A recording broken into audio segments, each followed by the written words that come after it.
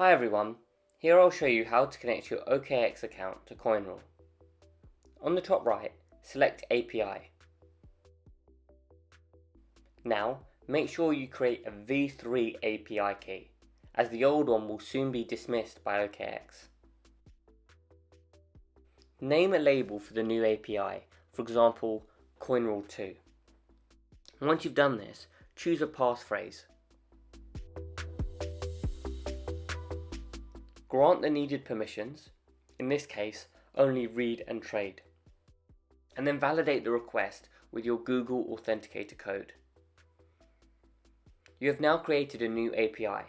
Click on View to get more details. Again, insert the passphrase, and again your Google Authenticator code.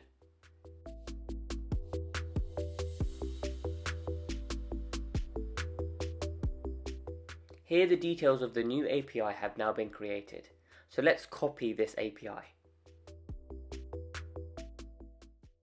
Let's go onto COINRULE and paste it. In the Exchange section, you will find the drop down where you can find Okex. After you select, you can paste the API in, and then you can copy your secret key and insert the passphrase you chose and click on Connect. Once you've done this, you are now ready to trade on Okex with COINRULE.